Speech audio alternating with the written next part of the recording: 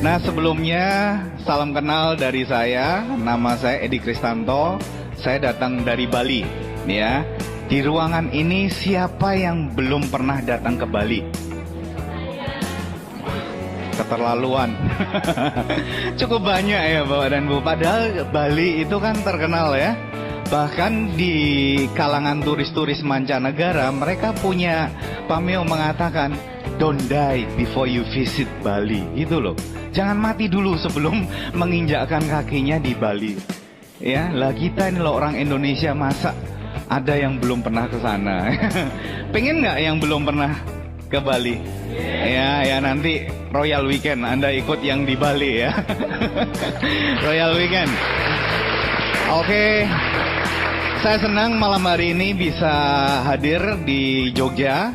Nah, malam hari ini saya ditugaskan oleh One Vision untuk cerita-cerita. Ya, kita berbagi pengalaman aja. Kalau hari ini saya berbagi di Jogja, suatu ketika nanti saya tunggu Anda untuk cerita pengalaman Anda di Bali. Ya, asik kan? Karena dulu saya pernah di fase seperti Anda. Saya juga pernah ikut pertemuan bersyarat dan saya dengerin juga suatu ketika hari ini kan terjadi. Saya yang sharing pada Anda ya. Nah, nanti Anda pasti juga akan bisa sharing. Saya tunggu juga nanti kalau Anda sudah melewati prosesnya, sehingga kita pingin sekali dengar cerita pengalaman sukses Anda ya. Oke. Nah, rekan-rekan yang di Yogyakarta, sebelum saya bicara, saya pengen ngetes dulu. Saya pengen tahu saya berbicara dengan siapa. Di ruangan ini yang pekerjaannya ya karyawan ya. Karyawan tuh maksud saya bekerja untuk orang lain atau instansi ya. Jadi apa aja? Mungkin ada yang manajer juga, ada yang sebagai karyawan, termasuk PNS itu juga kerja karyawan ya. Saya juga dulu mantan karyawan. Cukup banyak ya tadi. Oke, siapa yang bekerja sebagai seorang profesional? Mungkin sebagai dokter, tabib yang perlu keahlian tertentu ya. Ada yang di sini yang profesional? Dukun ada nggak di sini? Ya, yang Anda perlu skill tertentu untuk melakukan pekerjaan Anda. Ada nggak perawat gitu? Ya, oke. Mahasiswa. Waduh, ini mayoritas mahasiswa. Yang sebagai pengusaha cuman 1, 2. Wah, yang saya berbicara dengan cuman 2 pengusaha. Kalau saya Bapak dan Bu, profesi saya sekarang pengusaha Tiansi. Siapa yang profesinya sebagai pengusaha Tiansi? Wah, baru sadar ya Bapak dan Bu bahwa Anda adalah seorang pengusaha. Ya, nah topik itu yang malam hari ini saya ingin sampaikan. Karena penting untuk kita tahu bahwa Anda menjalankan bisnis ini, Anda adalah seorang pengusaha. Saya ingat dulu waktu saya di awal-awal menjalankan usaha ini, saya kan background saya bekerja di perhotelan. Saya berkarir dari bawah Bapak dan Bu. Jadi kalau di hotel tuh ada yang kalau check-in ngangkat koper itu ya. Nah, itu pekerjaan saya. Saya merintis dari awal, kerja keras, akhirnya dipromosi sebagai bell captain, dipromosi reception, melewati 8 tahapan, pindah-pindah hotel juga 4 hotel, sampai posisi terakhir sebagai direktur atau kepala divisi. Ya. Nah, itu background saya. Nah, waktu saya kenal bisnis ini, saya punya pola pikir itu sebagai seorang karyawan. Lama Bapak dan Bu ya. Saya total itu 17 tahun bekerja. Waktu saya join bisnis ini, itu ada kesulitan ya seperti Anda lah ya. Tadi saya tanya di awal kan, karyawan cukup banyak, mahasiswa cukup banyak juga. Nah, saya ingat waktu dulu saya awal bergabung di bisnis ini, saya pernah dengar kaset Pak Nagasugara. Beliau mengatakan gini, Anda boleh apa aja profesi Anda saat ini waktu join bisnis ini, tapi Anda perlu tahu pada saat Anda menjalankan usaha ini, Anda adalah seorang pengusaha. Tapi seringkali karena background kita, ya kita masih dalam kondisi bekerja ya. Saya dulu jalankan bisnis ini juga masih bekerja. Saya bukan join Tiansi langsung keluar dari pekerjaan, enggak Bapak dan Bu. Jadi saya menjalankan 2 bidang usaha.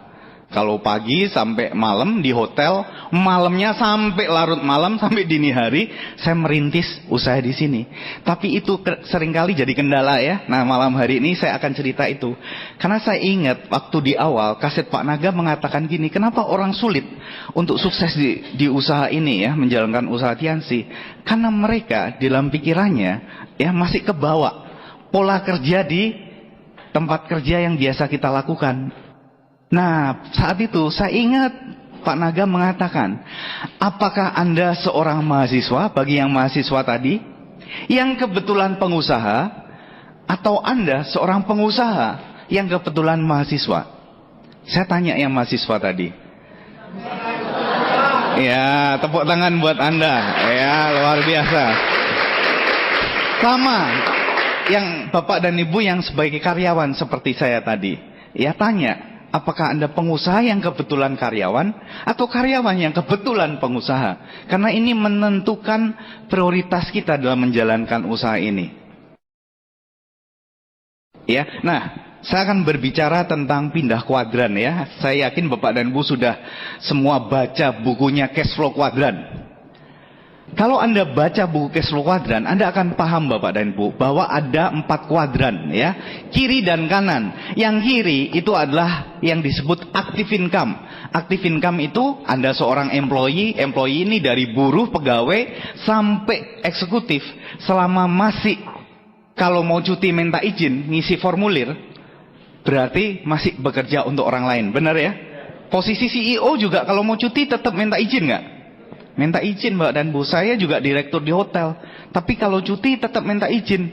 Ya, kalau nggak dikasih izin nggak cuti juga.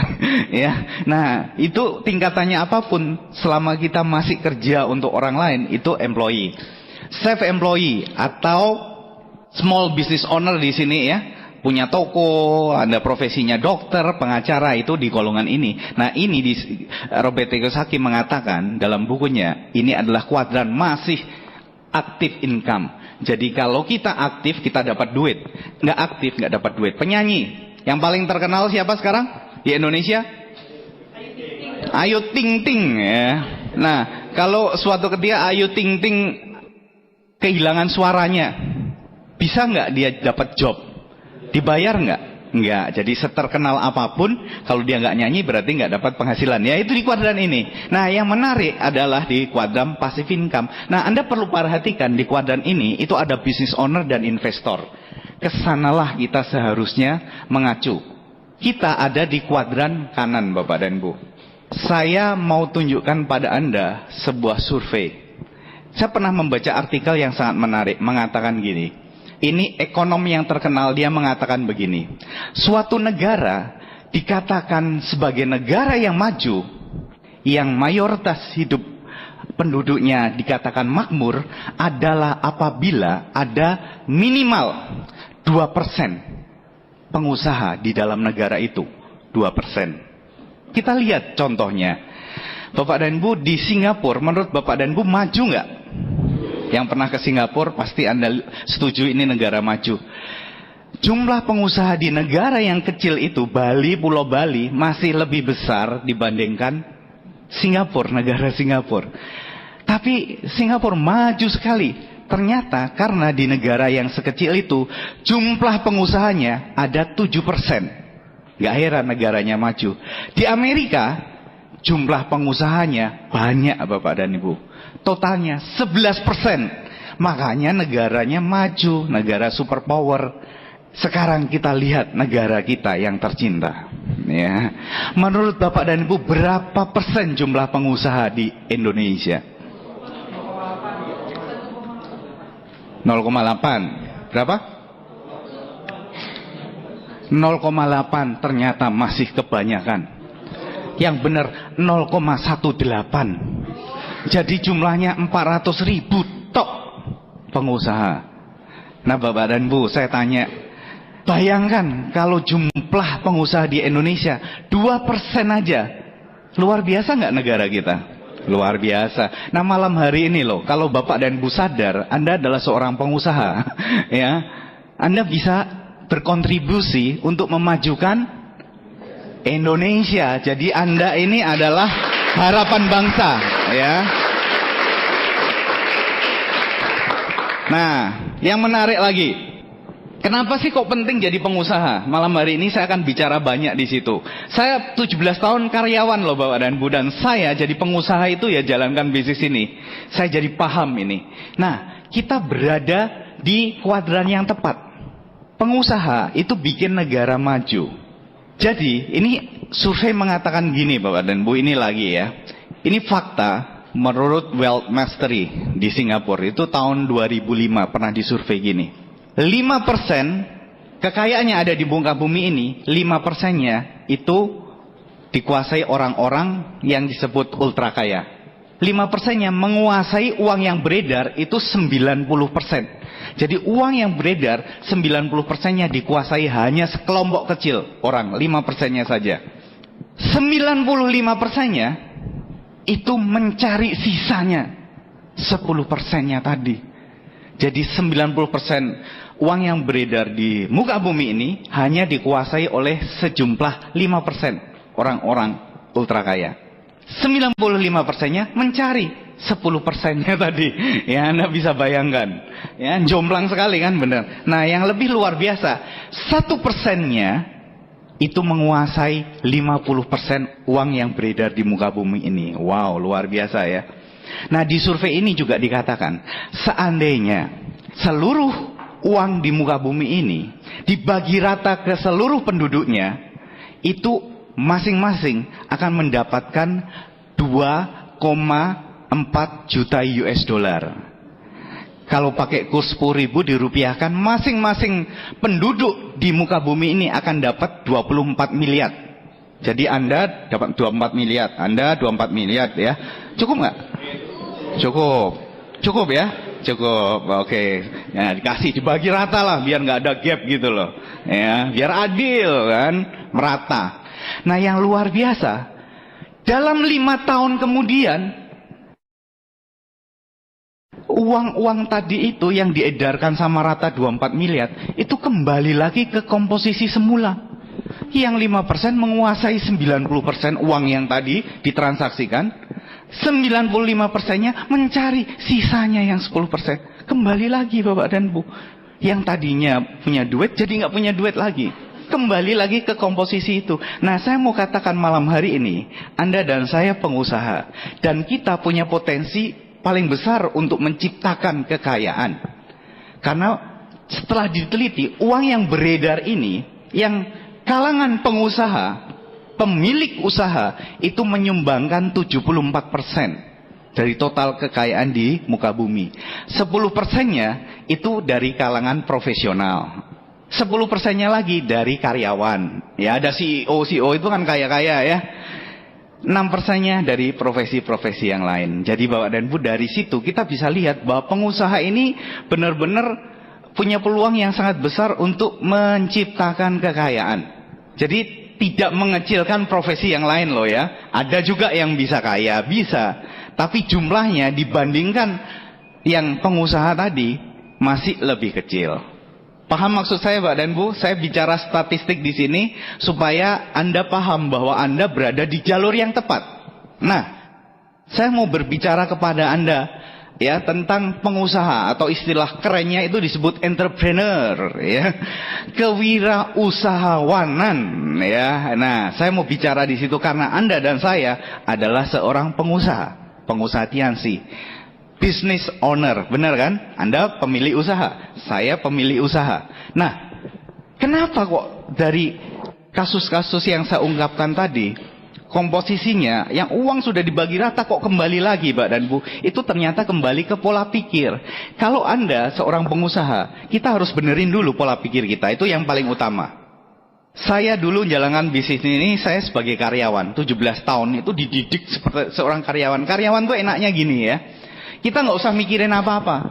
Yang penting lamar kerja, begitu diterima, di interview beres Bapak dan Bu. Semua disediakan, bener nggak? Masuk tinggal di training, orientasi, 1 hari, 2 hari. Diajarin kerjanya apa, segala macam, di training, bener. Makalahnya disediakan. Begitu Anda siap bekerja, seragamnya disiapkan, bener ya? Kalau di hotel tempat saya kerja, disiapkan semuanya. baju, celana, ya kalau di Bali pakai sabuk kain gitu, pakai udeng, semua disiapkan. Walaupun warnanya oranye saya nggak suka, saya tetap harus pakai, ya nggak ada pilihan, ya. Itu disiapkan, sepatu, kaos kaki disiapkan. Seingat saya nggak disiapkan, cuman celana dalam aja, ya. Nah, Mbak dan Bu, itu karyawan, enak kita disiapkan semuanya. Di sini saya jadi pengusaha, saya bingung pertama kali. Kalau ngadakan pertemuan harus bayar sendiri. Wah, sulit loh bagi saya. Saya nggak apa-apa lah bayar. Gimana saya ngundang orang suruh bayar, ya? Itu pola pikirnya Bapak dan Bu, ya. Dulu disiapkan, sekarang apa-apa swadaya, usaha sendiri, ya. Nah, konsep itu yang saya perlu benahi. Tahu nggak Bapak dan Bu, waktu saya join bisnis ini, saya join bisnis ini itu gara-gara saya masuk referensi nama. Yang kenalkan saya itu orang yang saya nggak kenal sebelumnya. Ya, istri saya itu punya kakak, tinggal di Surabaya, kuliah di universitas swasta di sana, punya mantan dosen yang kebetulan waktu itu bintang 5 Tiansi. Yang mantan dosen kakak istri saya ini punya teman distributor Tiansi bintang 7 yang kebetulan ke Bali.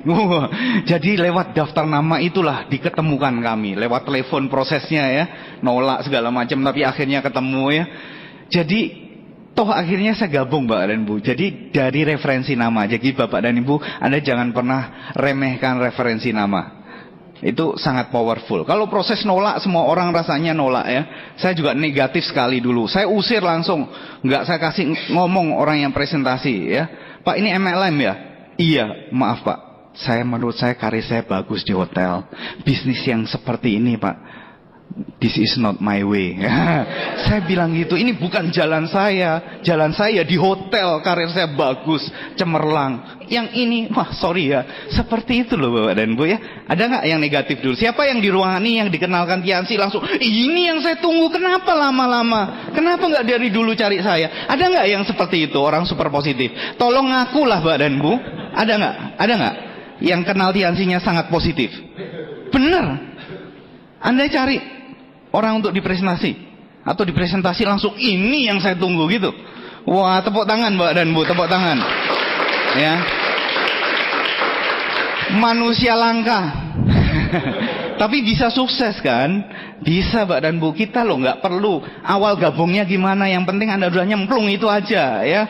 Yang penting Anda sudah nyemplung di bisnis ini. Itu awalnya saya Bapak dan Bu, ya. Bisnis ini luar biasa, kenapa? Banyak hal.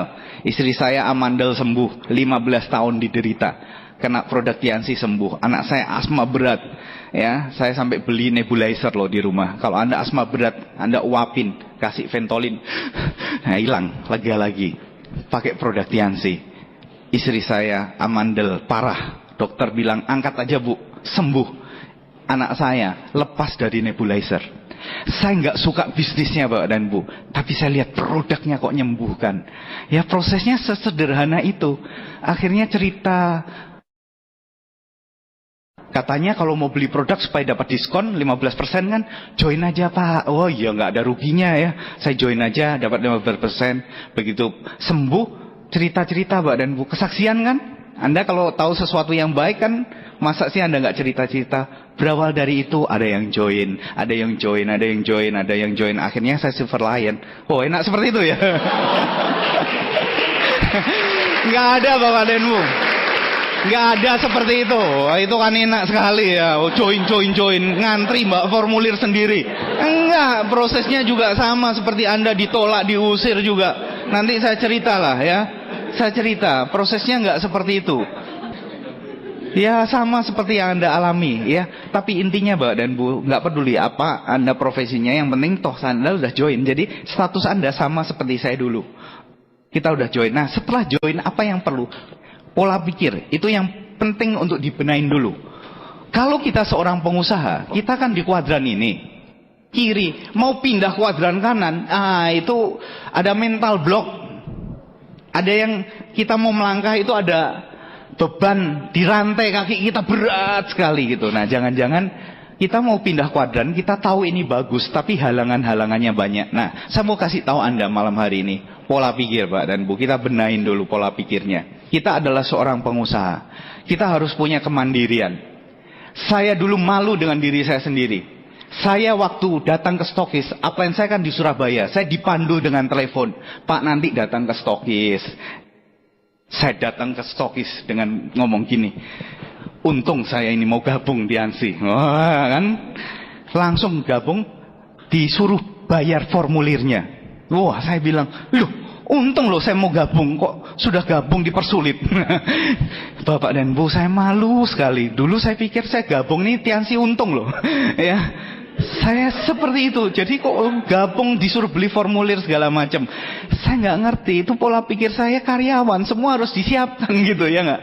Ya sederhana itu. Sampai lama-lama saya ngerti bahwa kita di bisnis ini, kita itu adalah pemilik bisnis. Pemilik bisnis itu kita jangan minta, dikit-dikit minta disiapkan, dikit-dikit minta disediakan. Nah itu nggak masuk. Banyak orang gagal karena di pikiran mereka berat. Mau pertemuan ngeluarkan duit, berat. Bener nggak? Padahal kalau jadi pengusaha, tanya rekan Anda yang pengusaha ini, gimana mereka ngawalinya? Minta siapa? Utang bank. Tapi kan harus tanggung jawab, bener nggak? Dibalikin. Gak bisa Pak dan Bu kita minta disiapkan. Sejak kita memutuskan join di bisnis, sadarilah bahwa Anda seorang pengusaha, mentalnya ini bisnis saya sendiri. Itu golden rule-nya. Golden rule-nya. Dan Anda harus sadar, kesuksesan Anda tergantung Anda. Anda sudah join, pintu sudah dibukakan bagi Anda. Anda mau melangkah, berhenti di tengah, berhenti sampai garis finish, itu terserah Anda. Tergantung pola pikir kita. Yang pertama, kita harus punya yang namanya pola pikir yang benar itu loh. Ya, bahwa kita seorang pengusaha. Jangan cengeng. Dikit-dikit, wah bayar. Wah bayar. Ya, padahal pola pikir yang benar itu menyebabkan tindakan kita benar. Kalau tindakan kita, pola pikirnya salah, tindakannya salah benar nggak? Contohnya ginilah Pak dan Bu. Dalam memandang satu hal, kita itu bisa punya pandangan yang berbeda, betul ya? Anda tentu sudah pernah dengar cerita salesman yang dikirim ke sebuah negara terpencil di Afrika. Ya, disuruh survei. Salesman yang pertama dikirim, coba cek di sana gimana potensi untuk jual sepatu di kota kecil di Afrika. Salesman yang pertama langsung survei sana, seminggu dia balik laporan ke bosnya. Bos, lapor. Di sana potensinya nggak ada sama sekali. Penduduknya belum ada yang pakai sepatu. Gimana kita bisa jualan sepatu di sana? Percuma bos gitu. Nah, bosnya kirim salesman yang kedua ke tempat yang sama. Seminggu kemudian salesman kedua balik dan dia bilang, bos luar biasa, potensinya besar, belum ada yang pakai sepatu. Badan Bu, pola pikir kita mandang sesuatu hal gimana menyikapinya. Bisa jadi beritanya sama, tapi kita salah mengambil tindakan. Penting ya. Contohnya ginilah ya. Ya, suatu ketika yang cewek nih, ada seorang pemuda tiba-tiba datang ke rumah Anda membawakan bunga mawar.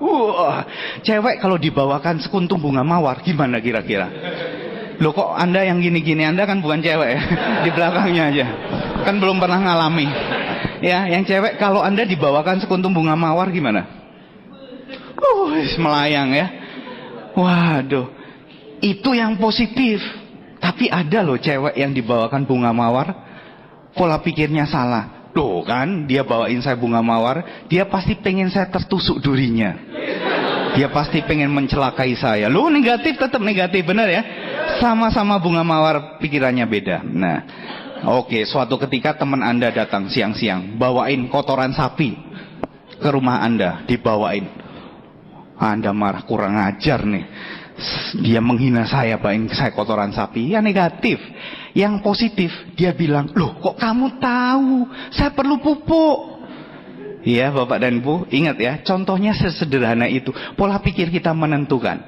Dari dulu zaman saya gabung, yang negatif banyak. Ada peraih luxury car, pindah MLM lain. Zaman saya dulu 2004 sudah ada orang yang sudah berhasil dikatakan pindah. Ya, ada orang yang negatif banyak Pak dan Bu. 2007, wah gila-gilaan Tianxin bagi begitu banyak luxury car. 2010, wah tambah lama tambah banyak, benar nggak? Seandainya waktu saya ngawali itu, saya fokus pada orang-orang yang gagal, pada ada kok sudah terima mobil kok pindah MLM lain. Kira-kira saya terima mobil nggak? Enggak ya. Nah ingat, fokus kita mau dibawa kemana? Pola pikir kita menentukan. Tapi untung Bapak dan Bu, saya dulu fokus pada hal-hal yang positif. Pola pikir saya mengatakan ini kesempatan. Produknya bagus. Tergantung orangnya, mau negatif mau positif, mau menyikapi suatu kondisi gimana tergantung kita gitu. Nah pola pikir ini yang menentukan sejauh mana kita akan melangkah. Tindakan kita ditentukan ini loh Bapak dan Bu. Anda semangat, Anda loyo, Anda lesu darah itu tergantung cara Anda mengolah informasi, benar ya? Nah ini penting, kalau Anda seorang pengusaha, Anda perhatikan itu. Karena pola pikir yang benar, tindakan yang benar itu menentukan hasilnya. Prosesnya itu sangat penting. Bapak dan Bu, saya kasih contoh gini lah. Di bisnis ini kan kita harus berproses, benar ya? Kita harus bertindak, ngalami yang nggak enak-enak itu harus dialami. Ada nggak yang join bisnis ini tanpa pernah mengalami penolakan? Saya heran Pak, sampai detik ini loh, saya nggak tahu ya, berkat Tuhan begitu indah. Tiap saya mau presentasi orang ngangguk langsung, kayak terhipnotis seperti itu. Ada nggak yang seperti itu? Rasanya tidak Pak, dan nggak ada. Kita semua ngalami proses. Ada nggak enaknya banyak, benar ya? Banyak nggak enaknya Pak dan Bu. Proses itu nikmati saja. Kalau Anda sudah berproses dan Anda tetap bertahan, itu hasilnya akan luar biasa. Hasilnya akan luar biasa. Saya kasih contoh seperti inilah. Anda pernah dengar Donald Trump, apprentice, pengusaha real estate yang sangat terkenal. Dia pernah bangkrut. Waktu itu utangnya itu sampai 900 juta US dollar. Kalau dirupiahkan 90 triliun. Banyak nggak? Utang loh. Jadi saat itu semua yang ada di ruangan ini lebih kaya dari Donald Trump. Saya tahu Anda punya utang, tapi kan cuman paling mentok puluhan juta, ratusan juta kan. Donald Trump utangnya 90 triliun rupiah. Bangkrut, dia lebih kere daripada gembel itu loh Bapak dan Bu. Gembel nggak punya utang segitu. Donald Trump utangnya 90 triliun rupiah. Tapi dia bangkit. Kenapa? Karena dia punya pola pikir yang benar. Dia punya tindakan yang benar. Tindakan yang dilakukan terus-menerus, tindakan benar yang dilakukan terus-menerus itu menghasilkan skill, keahlian, benar nggak? Kalau Anda di awal nggak presentasi nggak bisa. Anda latih terus, Anda latih terus, latih terus, latih terus. Suatu ketika Anda akan mahir presentasinya. Pasti ya. Nah itu yang dikatakan skill. Tapi kalau Anda nggak lakukan presentasi, karena ditolak sekali, terus Anda vonis diri Anda, kayaknya saya nggak bakat nih di Diansi. Anda seumur hidup tidak akan pernah punya skill itu. Donald Trump jadi pengusaha hebat, dia punya skill di bidang real estate sangat hebat ya. Dia jatuh, dia bangkrut. Dia utang 90 triliun. Tapi karena dia sudah ada skill di dalam dirinya, Robert Kiyosaki pernah mengatakan, not the money that makes you rich. Bukan uang yang membuat Anda kaya, but the skill that make you rich. Tapi keahlian itu yang membuat Anda kaya nantinya, ya. Nah penting Mbak dan Bu. Apa yang terjadi? Donald Trump, dia bangkit lagi dan akhirnya dia tidak hanya membayar utang, tapi dia membukukan kekayaannya 240 triliun. Jatuh bangkit lagi. Kenapa? Karena ada di dalam dirinya. Pola pikirnya benar. Dia jatuh tinggal diulangin lagi. Saya kasih contoh gini lah.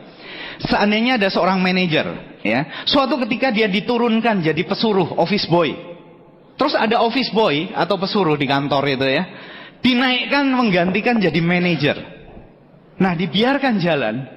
Menurut Bapak dan Ibu, si pesuruh tadi itu akan bisa nggak melakukan pekerjaan seorang manajer? Nggak bisa. Sementara pesuruh yang tadi, dia bisa nggak naik lagi ke jadi seorang manajer? Cepet nggak? Kenapa menurut Anda? Karena dia sudah punya skill, dia sudah punya mentalnya, dia sudah pernah melalui proses itu, mengulangi lagi mudah. Betul ya? Nah Bapak dan Bu, Anda, kalau Anda seorang pengusaha, Anda jangan takut untuk melakukan prosesnya di usaha ini. Karena proses yang Anda lewati nanti itu yang membuat Anda mempunyai sebuah keahlian untuk sukses di usaha ini. Ya, itu yang kita perlukan untuk pindah wadah. Nah, saya tunjukkan. Kalau berdasarkan statistik tadi, dan Anda dan saya sekarang adalah pengusaha di bisnis ini. Kita udah tahu bahwa pengusaha ini jalur yang tepat, kuadran yang tepat. Pertanyaannya, kenapa tidak banyak yang mau jadi pengusaha? Kenapa Bapak dan Bu? Banyak yang tidak mau jadi pengusaha. takut mengambil resiko, nggak punya modal, takut gagal, banyak faktor ya, tidak punya pengalaman, bla bla bla bla bla, banyak lah ya, bisa nggak habis kita sampai pagi kalau ngurut kenapa ya. Nah, tapi intinya faktor ini tidak siap mental. Kenapa banyak yang join di bisnis ini di awal menggebu-gebu, yang bersamaan dengan saya bergabung Bapak dan Bu banyak, dan mereka nggak kalah semangatnya dengan saya, luar biasa. Tapi seiring dengan waktu, bahasa Inggrisnya time will tell, waktu yang akan berbicara lah. Makanya Pak dan Bu, waktu yang akan membuktikan ya. Makanya harapan saya, Anda malam hari ini, kita sama, kita punya peluang yang sama untuk sukses, itu faktanya ya. Nah ayo kita perkuat mental kita. Mental ya, itu penting di usaha ini. Nah saya tanya, siapa di ruangan ini yang belum pernah bisa presentasi? Nah, seandainya Anda punya orang baru, susah Anda suruh belajar dari Anda. Perhatikan ya, saya presentasi. Anda presentasi 3 kali. Bisa ikutin saya tadi? Dia ikutin, masih salah. Keempat kali Anda presentasi, dia ikutin lagi. Kelima kali menurut Bapak dan Ibu, bisa nggak dia presentasi? Anda setelah Anda dengar orang presentasi 5 kali, bisa nggak Bapak dan Ibu presentasi sendiri? Walaupun tidak sempurna, bisa nggak? Bisa. Jadi pertanyaan saya, bisnis ini mudah nggak? Mudah kan sebenarnya? Mudah ya, benar. Dengar lihat, oh presentasinya cuman gini, wah gini-gini. Mudah bisnisnya. Yang tidak mudah apa? Ya faktor mentalnya. Bisnisnya sederhana. Ya, yang susah itu menguatkan mental kita. Makanya Bapak dan Bu di bisnis ini benar, modalnya kecil. Mau sukses, modalnya sangat kecil. Modalnya adalah Anda punya mental baja. Anda harus kuat melewati proses-proses itu loh. Ini saya sampaikan ke Anda, siapapun loh ya. Anda jangan pikir saya, oh Pak Edi kan enak, Pak Edi kan direktur di hotel. Kalau direktur anak buahnya kan ratusan. Tinggal panggil semua, kumpulkan satu ruangan, dikunci, terus langsung disuruh registrasi semua. Yang nggak mau direprimen. Kalau 2 kali nggak mau juga dikasih peringatan keras. 3 kali nggak mau dipecat aja. Ya, kekerasan seperti itu. Ya, bisa nggak Bapak dan Bu berhasil? Nggak mungkin. Ya, mungkin join sekali, tapi setelah itu nggak mau jalan. Benar nggak? Di bisnis ini kan kita tidak naruh api di pantat ya. Kalau taruh api di pantat, wah kepanasan, dia lari, dia mau join. Tapi setelah itu nggak ada apinya, mosok kita manasi pantat orang terus, kan nggak mungkin. Ya. Di bisnis ini kita naruh api itu di dalam hati, benar, menginspirasi, memotivasi, membangkitkan semangatnya. Itu sulit loh. Tidak bisa pakai kekerasan. Ayo join ya, nggak bisa seperti itu. Saya sama seperti Anda, ditolak, diusir orang. Saya pernah masuk toko, diusir, ya, seperti itu, sering, ya. Sudah janjian 1,5 jam, orangnya nggak ada, kemana? Keluar beli nasi pecel. Loh kok pas gitu loh, di tempat, di jam yang kita udah janjian, dan lama nggak balik-balik. Bapak dan Bu, saya punya posisi yang cukup bagus di kantor menurut saya. Dan saya ngelewati proses itu. Ya, kadangkala kita mikir, kenapa saya mesti lewati proses ini? Kalau saya nggak paham, saya nggak punya visi, saya nggak tahu apa yang menanti saya di depan, saya udah berhenti loh. Bener kan? Belum ada hasilnya, bener? Belum ada hasilnya. Saya punya gaji lumayan besar. Di bisnis ini bonusnya saat itu cuma ratusan ribu, tok, kecil. Kalau saya nggak paham, mental saya nggak dibentuk saat itu, saya berhenti aja. Ngapain repot-repot, nggak nyaman.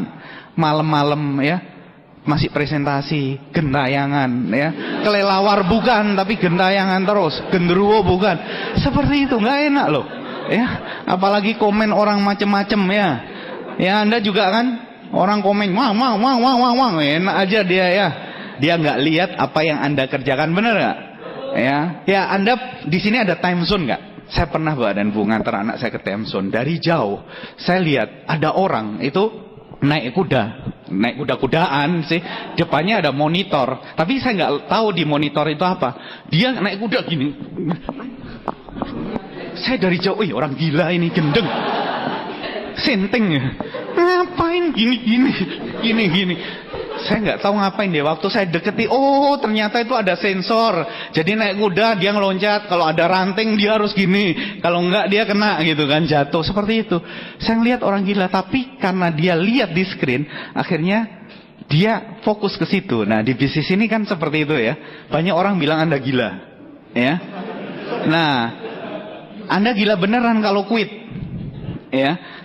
Anda bener gila kalau quit, sudah capek-capek, sudah orang billing macem-macem, cuma dapat nggak enaknya aja. Belum sempat ngerasakan enaknya quit, loh, nggak enak kan? Kalau saya kan sudah dapat plan ya. Saya aja nggak mau berhenti. Sampai sekarang ngapain Anda berhenti? Ya, saya buktikan mereka yang gila. Mereka nggak tahu apa yang saya dapat dari bisnis ini. Ya, Anda juga harus buktikan itu. Oke, Pak dan Bu. Masalah mental penting banget. Proses itu mendewasakan Anda, memperkuat mental Anda. Kenapa orang nggak jadi pengusaha? Kenapa nggak sukses? Karena begitu ditolak sekali, tek langsung vonis. Waduh, nggak enak loh. Ditolak seperti ini. Ya itu. Ya, grup sudah sempat join ya OP, ngajak orang datang. Wah, senang sekali dia. Wah, semangat. Minggu kedua mulai nggak datang, di telepon nggak ngangkat segala macam, mulai loyo. Duduknya yang tadinya semangat langsung delosor. Ya. Kehilangan semangat ya, Bapak dan Ibu, mental. Itu proses. Jangan itu sementara kan. Akan jadi permanen kalau kita berhenti di situ ya. Proses itu akan jadi benar-benar kegagalan saat kita berhenti. Ya ini mentalnya yang dikuatkan ya. Nah, yang penting kita harus yakin. Di bisnis ini faktor keyakinan penting, Mbak dan Bu. Kita belum dapat apa-apa. Saya waktu join sama seperti Anda, saya belum terima apa-apa loh. Bonus saya masih ratusan ribu rupiah. Bonus saya pertama cuma 248.000 kalau nggak salah. Ya, seperti itu Mbak dan Bu. Nggak bisa dibandingkan, belum kelihatan. Kalau saya nggak yakin saya bisa sukses, saya berhenti saat itu. Tapi saya mendapatkan keyakinan saya. Anda kan datang juga di Vision Seminar ya. Saya juga datang. Di Vision Seminar saya lihat ada orang mahasiswa, oh hebat, lulus kuliah aja belum, jalankan Tiansi sambil kuliah, sudah bintang 8, bonusnya 27 jutaan, sudah dapat mobil mewah BMW kalau nggak salah saat itu. Saya mikir tuh, saya kerja puluhan tahun ya, saya kerja sampai muntah-muntah loh di tempat kerja. Saya pernah kerja double shift muntah. Anda ketawa ya, saya muntah-muntah beneran. Itu kerja keras. Dia itu loh mahasiswa enak aja, jalankan Tiansi sambil kuliah aja belum lulus. Kok bisa dia sukses? Hari itu saya gak ditamparin, pok. Dan saya ambil keputusan Bapak dan Bu. Itu reference point saya, titik acuan saya. Saya bilang, kalau dia bisa, seorang mahasiswa, belum lulus, belum pernah kerja, bisa dapat luxury car. Saya, Edi Kristanto, saya pasti bisa. Titik. Udah. Itu reference point saya, ya. Anda perlu ketemu yang seperti itu dan harus serius. Jangan Anda, kalau dia bisa, saya juga pasti bisa. Besok pasti bisa gagal. Nah, udah nggak nongol lagi ya. Bukan seperti itu ya. Anda pasti bisa sukses. Anda dapatkan titik acuan Anda yang mengatakan dia bisa, saya percaya saya juga bisa. Penting Mbak dan Bu. Upline Anda percaya Anda bisa sukses. Pertanyaan besarnya, percayakah Anda juga bisa sukses di usaha ini? Anda yang harus jawab. Kalau upline Anda yakin, upline saya, Pak pasti bisa Pak, pasti bisa. Bapak, woi bisa Pak. Upline saya loh kok dia lebih yakin daripada saya, ya. Tapi apakah Anda merespon dan mengatakan saya pasti bisa? Mantap. Anda perlu dapatkan reference point ini. Saya sharing dengan Anda aja. Di Bali cukup banyak Mbak dan Bu yang sukses. Dan latar belakangnya bukan yang orang, kan banyak orang di luaran bilang, oh kalau dia terpelajar, dia sarjana, lebih gampang sukses lah. Kalau dia manajer, dia dokter, lebih gampang sukses lah. Padahal yang enggak seperti itu. Setiap orang punya tantangannya masing-masing kan? Iya kan? Nah, di Bali saya senang karena beraneka macam profesi, latar belakang itu bisa. Saya sharing dengan Anda yang terakhir-terakhir ini. Di Bali sudah ada sekitar, kalau nggak salah 25 peraih mobil mewah ya. Jadi segala macam profesi ada di Yogyakarta banyak juga kan. Faktanya sudah ada gitu loh. Nah di Bali yang baru-baru ini, ya saya selalu semangat sampai detik ini. Kenapa? Karena saya melihat orang kehidupannya berubah. Dan yang lebih menyenangkan saya, ini beberapa downline saya, grup saya, ya, latar belakangnya Mbak dan Bu. Lah ini ya, ini Bu Wayan Sunarti. Keren kan, rambutnya udah di blow. Wah, ini New 6 naik, dapat free trip ke Cina. Profesinya apa? Jualan ikan pindang di pasar. Sebelum New 6, sebelum maju ke panggung, rambutnya masih diikat karet, ya, bau ikan, jualan ikan di pasar. Anda tahu, beliau yakin dia bisa. Saya mau hidup saya berubah dan nurut sama apanya, jalan presentasi ke sana kemari, dibilang dagang obat, dibilang radio rusak. Sudah diam kamu tukang ikan kok mau dibilang macam-macam, tapi beliau percaya apanya dan percaya bahwa dia mau berubah. Dia jalan terus. New 6 diumumkan namanya, peraih free trip ke Cina. Wah, luar biasa Mbak dan Bu. Waktu berita itu tersebar di pasar di daerah Belah Batu, pasar itu gempar. Beliau cerita, di pasar gempar katanya. Kok tukang pindang bisa berangkat ke Cina? Wah, luar biasa ya. Seperti itu. Nah, sebelahnya ini pedagang asong, bawa dagangannya di pasar juga. New 6 terima trip ke Cina Mbak dan Bu. Luar biasa. Saya ingat anak saya belajar bahasa Mandarin. Gurunya pinter, orang Indonesia. Wah, kalau ngomong tadi tungcang jung nih homa, wah gitu. Cowan segala macam. Saya nggak bisa bahasa Cina. Makanya anak saya leskan di guru yang terbaik. Saya pernah ngobrol sama gurunya. Wah, hebat, fasih bahasa Mandarin. Saya tanya, sudah berapa kali ke Cina? Belum pernah. Pinter bahasa Cinanya, tapi belum pernah ke Cina. Saya waktu lihat ibu-ibu ini, saya ingat kejadian itu. Hebat sekali ya bisnis ini. Orang yang belum bisa bahasa Cina, jangankan bahasa Cina, bahasa Indonesia aja masih campur-campur sama bahasa daerah, bisa memberangkatkan mereka-mereka ini loh ke Cina.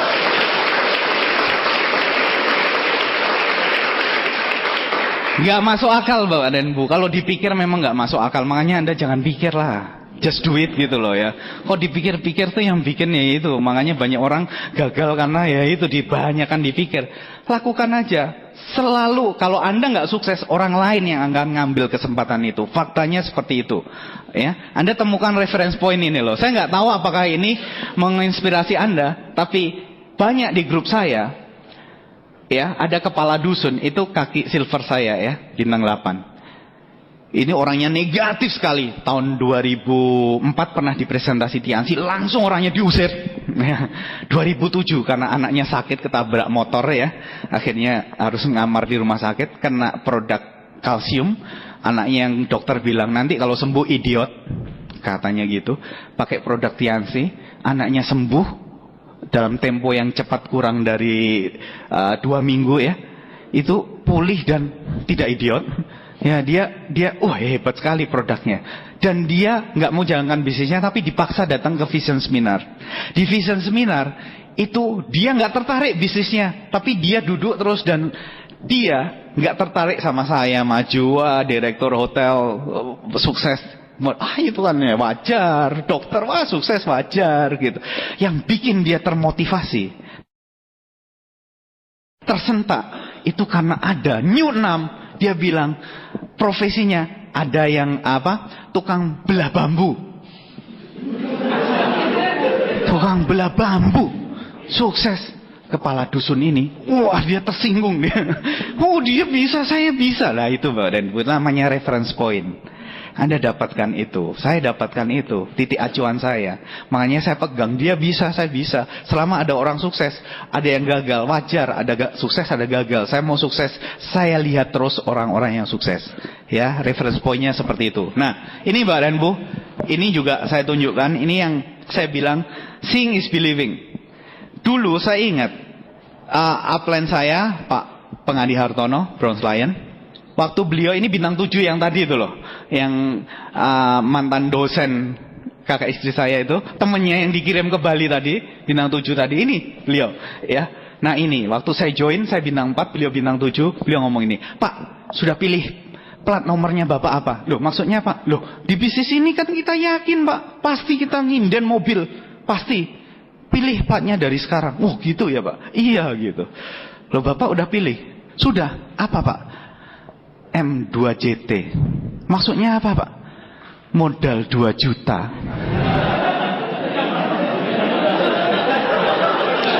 Bapak dan Ibu, kejadian. Orang bilang gila ini. Masih jauh gitu, tapi visi, ya enggak? Dipikir dulu baru menjadi kenyataan. Saya juga pilih Bapak dan Ibu.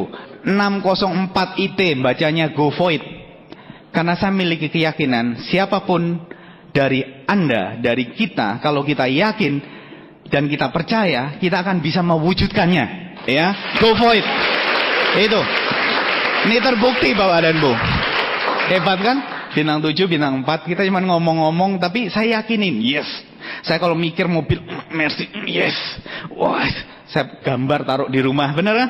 Saya nggak tahu Anda nganggap gila kan? Saya itu loh, direktur diajarin kayak gitu, yuk kok saya nurut, heran saya. Saya taruh gambar Mercy di belakang pintu kamar saya, di langit-langit, di lemari, di sini. Saya, istri saya maklum, kan afirmasi katanya. Mertua saya enggak. Waktu datang ke rumah ini anakku kok malah gendeng ini ya. Gitu, tapi nggak apa-apa dan Bu ya. Nggak apa-apa kan, dia nggak tahu seperti tadi tuh loh. Wah, kan nggak melihat apa yang kita lihat ya. Dia nggak lihat apa yang kita lihat. Jangan sampai orang nggak lihat ngasih tahu apa yang kita lihat ya kan, banyak orang kayak gitu kan. Kita sudah melihat dikasih tahu orang yang belum melihat. Wah, itu hebat ya. Hebat ya. Kita ketawa tapi jangan terjadi ke Anda loh ya. Anda dikasih tahu orang yang belum melihat. Ya, Anda yang sudah melihat dikasih tahu, wah, dan nurut pula. Ya, diajari gagal. Nah, Pak dan Bu, kalau kita mau pindah kuadran, kuatkan mental Anda. Dan ini yang penting, kita harus belajar apa yang bisa dipelajari dari entrepreneur yang sukses. Kalau kita mau pindah kuadran, kita harus secara sadar, kita harus mengubah pola pikir kita. Pola pikir kita akan merubah tindakan kita. Kalau tindakan kita benar, hasilnya akan benar juga. Seperti itu ya. Nah, kita harus punya kemandirian. Di bisnis ini, seperti yang saya sampaikan tadi, apakah Anda menganggap ini bisnis Anda sendiri? Itu penting. Bukan bisnis upline Anda. Pada saat Anda join bisnis ini, Anda sudah diantarkan ke depan pintu kesuksesan. Anda mau melangkah, Anda mau menjalaninya, atau Anda balik badan, itu terserah Anda, Bapak dan Bu. Banyak orang di bisnis ini masih mikir nih bisnis upline-nya. Jadi dia bilang, oh enak dong, kalau saya kerja keras, nanti upline saya yang omsetnya besar, bonusnya besar. Ya, Anda nggak usah ini deh Pak dan Bu, saya bisa membaca pikiran Anda. Ada beberapa mungkin yang mikir seperti itu. Karena dulu saya di awal juga mikir gitu, wah enak dah Pak ya. Kalau omset Bali besar kan Bapak bonusnya besar. Saya loh Bapak dan Bu dulu mikir seperti itu, salah besar kan. Seiring dengan waktu saya benahin Bapak dan Bu. Kalau kita pemilik bisnis, kita akan tahu bahwa bisnis ini milik kita sendiri. Kita harus mandiri. Anda mau datang ke vision seminar, Anda nunggu upline, tanya, saya perlu berapa bawa orang? Boleh nanya seperti itu. Tapi jangan sampai upline ngingetin terus, ayo Mbak lagi. Enggak Bapak dan Bu. Begitu saya paham konsepnya, bahwa bisnis ini adalah saya ke bawah, saya bertanggung jawab. Saya mau jadi pemilik bisnis yang mandiri. Yang saya lakukan dulu gini, saya datang vision seminar, sudah lumayan besar Bapak dan Bu di Bali. Dan saya tahu bisnis saya adalah saya ke bawah. Iya, saya bisnisnya upline, tapi saya bisa menyalip upline, boleh kan? Mendahului peringkat upline itu di sini legal, halal, boleh. Itu boleh Pak dan Bu. Dan saya semangat sekali. Jadi saya tiap OP rame, saya nggak lihat ramenya, saya lihat berapa grup saya yang datang di OP. Ya, kalau PM producer meeting, pertemuannya rame, saya nggak peduli berapa rame. Saya akan senang kalau grup saya cukup banyak di situ. Setengahnya grup saya baru senang gitu ya. Division seminar ribuan, saya senang pertemuannya rame. Tapi saya perlu tahu berapa grup saya. Kalau pertemuannya rame, saya cuma berdua, apa gunanya? Grup orang lain besar, grup saya kecil, benar nggak? Nah, itu yang perlu kita perhatikan. Kita harus bertindak, berpikir seperti pemilik usaha. Kita bertanggung jawab atas bisnis kita sendiri. Anda bertanggung jawab atas bisnis Anda sendiri. Mau cepat, mau maju itu tergantung Anda. Kemandirian Bapak dan Bu. Jangan nganggap ini bisnis upline Anda. Anda boleh kok mendahului mereka. Ya, peringkat Anda lebih dari mereka nggak apa-apa. Ya, downline saya Pak Nyoman Gede Aryawan sekarang Good Lion. peringkatnya lebih tinggi dari saya. Saya senang sekali karena beliau berarti mandiri. Bisnisnya tidak tergantung dengan saya. Seperti itu. Ya, saya juga presentasi seingat saya dibantuin upline itu cuma 2 kali. Selebihnya saya jalan sendiri Bapak dan Bu. Saya jalan sendiri home meeting. Saya bikin planning, saya cuma konsultasi. Tapi saya nggak nunggu upline saya. Kapan bisa bantuin saya? Karena kalau upline saya sibuk, kan bisnis saya berhenti mengikuti upline. Upline kan bisnisnya banyak di luar saya, bener nggak? Yang pengen sukses kan saya. Lah seperti itu kemandirian. Miliki kemandirian seperti itu, ya. Kalau Anda mau cepat berhasil. Nah, yang berikutnya saya belajar yang namanya entrepreneur, independent business owner, ya. Mereka menanamkan dalam dirinya, mereka sangat antusias. Anda pernah nggak lihat pengusaha sukses yang loyo? Setahu saya, ya, saya dulu sering berinteraksi dengan pemilik hotel saya. Oh, beliau kalau ngomong menggebu-gebu, Pak, semangat, nggak ngantuk. Wah, Anda tahu Mr. Lee Jin Yuan? Pernah datang ke acaranya? Kalau beliau pidato, gimana? Lama dan ngotot, bener nggak? Yang dengar sudah capek, dia tetap ngotot. Ya, karena beliau sangat antusias terhadap perkembangan Tianxi, ya. Seperti itu, antusias. Nah, Anda antusias nggak terhadap bisnis ini? Wah, antusias, Pak. Nah, kalau orang sanguin, woi, sanguin kan, datang di VS, naik ke kursi, tepuk tangannya paling keras, bener nggak? Oh, dia orangnya antusias. Bukan itu maksudnya. Bukan antusias yang heboh seperti itu. Antusias terhadap impian. Antusias terhadap bisnis Anda. Orang yang antusias adalah orang yang fokus pada bisnisnya dan ngotot dan gigih. Harus berhasil. Saya punya grup leader, ya. Dia orangnya pragmatis. Kalau pragmatis itu kan cinta damai, nggak kelihatan. Responnya itu nggak, gitu loh, ya. Semuanya slow, kayaknya slow, tapi slow but sure. Perlahan tapi pasti, Bapak dan Bu. Pasti sukses. Itu luar biasa. Ratu Kalsium, jual matras paling banyak. Scoopy dapat trip ke Cina, ya. Ini bentar lagi dapat mobil niaga. Ya, bukan yang antusias maksudnya yang wah, bukan seperti itu. Antusias terhadap bisnis ini adalah orang yang fokus dan memegang teguh impiannya dan sangat kuat tekadnya untuk mewujudkannya. Itu maksudnya antusias, ya. Kalau Anda orang yang antusias, Anda nggak gampang dibelok-belokkan, nggak gampang dengar berita negatif sana, noleh, negatif sana, noleh, belakang, noleh gini. Akhirnya bingung dia akhirnya karena tidak antusias dan tidak yakin terhadap impiannya. Anda perlu kembangkan ini, Pak dan Bu. Berikutnya, nah, Anda harus berani bekerja keras. Saya baca bukunya Dahlan Iskan, Sepatu Dahlan, ya. Saya kagum dengan beliau terus terang, Pak dan Bu, dan akhir-akhir ini saya belajar banyak. Saya terus menumbuhkan juga, saya belajar terus, ya. Dan yang saya pelajari dari seorang Dahlan Iskan, dia punya moto apa? Kerja, kerja, kerja. Ya, hebat, ya. Kalau Anda baca kisahnya, wah luar biasa. Sampai SMA kelas 3 baru pakai sepatu. Ya, hidupnya susah, tapi beliau ditanamkan kerja keras, kerja keras. Itu akan menghasilkan banyak perubahan dalam hidup, seperti bumi dan langit. Kalau Anda mau bekerja keras, itu seperti bumi dan langit, Bapak dan Bu. Di bisnis ini, Anda jangan kira join enak-enak, salah besar. Saya tahu pasti, Bapak dan Bu, kalau mau sukses dalam bidang apapun, kita perlu yang namanya kerja keras. Jadi kalau Anda mengharap sukses di bisnis ini nggak kerja keras, salah besar. Tapi yang enak di bisnis ini kerja kerasnya tidak selamanya. Anda menciptakan, membangun sebuah kerjaan bisnis yang menghasilkan passive income nanti. Dimulai dari kecil. Anda proses membentuk mental kan. Anda mau pindah kuadran, pola pikirnya dibenari dengan tindakan. Anda kuatkan mentalnya seperti itu. Perlu kerja keras dan ngotot. Saya pulang kerja itu jam 7 malam. Setiap hari, karena saya pengen bisnisnya cepat, saya bikin janji. Kalau nggak one on one, home meeting. Saya tiap hari, ya, tahun pertama saya jalankan bisnis ini, saya kalau pulang selalu paling cepat tuh jam 11 malam lah. Jam 1 pagi, ya lumayan sering. Besoknya jam 8 pagi saya masuk kerja. Menurut Bapak dan Bu capek nggak? Capek sekali, Bapak dan Bu. Tapi saya antusias terhadap impian. Saya sudah lihat buktinya, saya mau kerjakan. Saya sering kali pulang, ya, lihat toleh kiri kanan sepanjang jalan, rumah-rumah sudah gelap semuanya, ya. Kita sendiri naik mobil pulang, masih jauh, ya, masih 1 jam lagi. Kalau masih ada yang nyala pasti nonton bola ya. Seperti itu. Kadang kita mikir, ngapain kok gentayangan jam segini, ya nggak? Kadang Anda mikir, hasilnya belum kelihatan kan? Tapi Bapak dan Bu, saya percaya, saya udah lihat buktinya. Kita cuma perlu kerja keras. Saya selama mengerjakan bisnis ini, dulu kita rutin ya, karena saya pengen cepat berhasil.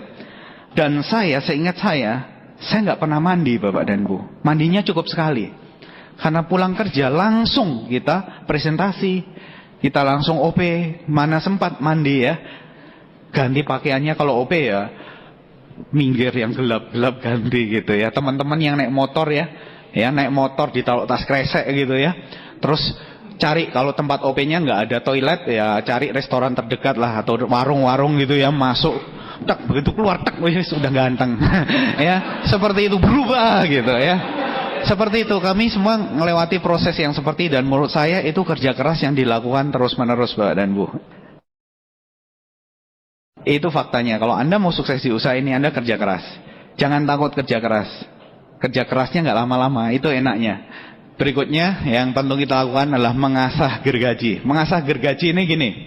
Tadi Anda lihat beberapa rekan saya di Bali, itu kan latar belakangnya aneh-aneh ya. Ada tukang panjat kelapa, profesi juga. Tiap hari cuma naik pohon kelapa manjatin ya, ngambilin kelapa ada. Sekarang bintang 6, hebat-hebat loh. Nanti profesi-profesi yang aneh-aneh itu nanti akan muncul banyak sekali ya. Tukang ikan, semuanya bisa sukses. Yang saya suka di bisnis ini, Anda dan saya punya kesempatan yang sama. Cuman ada kata sukses. Kalau belum sukses, belajar. Kalau Anda lakukan, Anda belum sukses, belajar lagi. Suatu ketika Anda akan sukses. Hukumnya cuman seperti itu. Kita asah terus gergaji. Yang luar biasa di bisnis ini kita ada yang membimbing. Ada support system. Ada upline. Ada pendidikannya begitu banyak. Ada netpi, ada buku, ada pertemuan. Yang semuanya itu diadakan, ada tujuannya. Karena pertemuan itu penting, dan saya tahu pertemuan itu penting. Karena kita bisa belajar Bapak dan Bu. Kita asah terus gergaji. Kalau gergaji diasah jadi tajam dia. Motong kayu lebih cepat, tapi kalau nggak pernah diasah ya nggak bisa. Saya kasih perumpamaan seperti ini ya. Kalau ada biji kopi, masih biji, dijual murah nggak? Murah. Kalau dia sudah ditumbuk jadi kopi tubruk, harganya lebih mahal nggak? Lebih mahal. Kalau dia masukkan sachet seperti Nescafe, lebih mahal nggak? Lebih mahal lagi Bapak dan Bu. Kalau dia dijual di Starbucks, lebih mahal nggak? Lebih mahal. Sama-sama kopi. Tapi ada nilai tambahnya. Jadi harganya berbeda. Coca-Cola 1 botol. Kalau beli di warung harganya berapa? 5.000, benar nggak? Kalau Anda ke depot harganya sudah 15.000. Kalau Anda beli Coca-Cola 1 botol di hotel tempat saya kerja dulu, itu harganya 50.000. Botolnya sama, kok bisa harganya beda? Apa yang membuat berbeda? Tempatnya, lingkungannya. Kenapa kok orang-orang yang tadi latar belakangnya aneh-aneh tadi itu bisa berhasil di bisnis ini? Karena mereka mau belajar, satu. Mereka mau mengasah gergajinya. Mereka mau menumbuhkan potensinya. Kedua, One Vision menyediakan lingkungan yang membuat mereka bisa berhasil.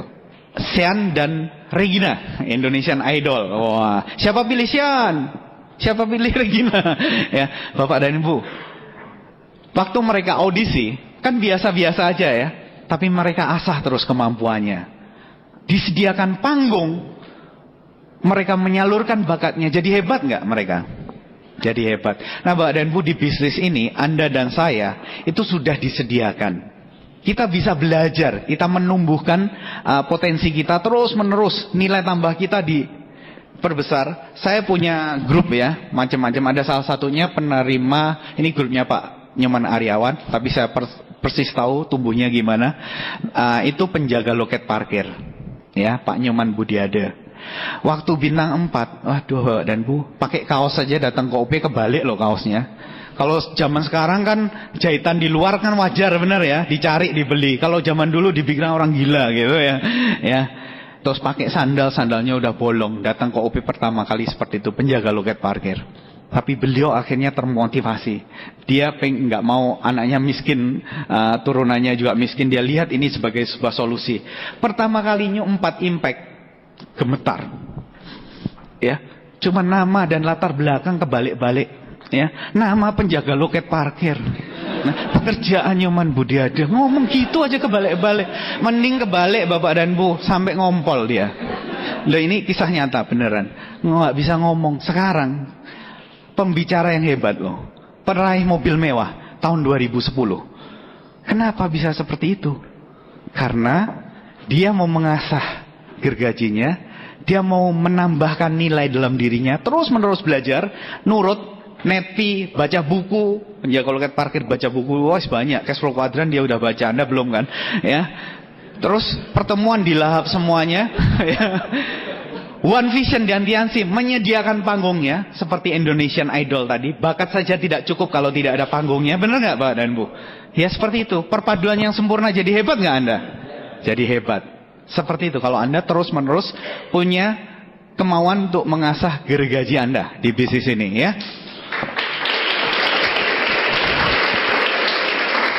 Yang terakhir, pantang menyerah. Nah ini kalau diomongkan heroik sekali. Pantang menyerah, no surrender, never give up. Wah kalau ngomong hebat banget ya. Never give up, ya, statusnya never give up bro.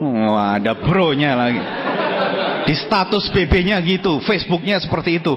Besok presentasi ditolak 3 kali, kelepek. Mana yang itu kemarin? Katanya never give up bro. Give up. Ya Bapak dan Bu, ya ini bicara aja nggak apa-apa ya. Jadi ini tidak hanya untuk diucapkan, tapi dibuktikan. Pantang menyerah. Karena kita memang harus seperti itu. Orang yang paling sulit dikalahkan adalah orang yang tidak mau menyerah. Itu aja. Jadi kalau Anda gagal, ditolak. Anda ngotot terus, jalan terus. Suatu ketika Anda berhasil nggak? Orang yang nolak itu loh capek, tahu nggak? Ya, bener loh, nolak terus capek ya. Saya punya grup satu, itu Bronzeline Made Dwi penerima mobil. Didatangi setiap hari 6 bulan sama upline-nya. Nggak nyerah, datang aja.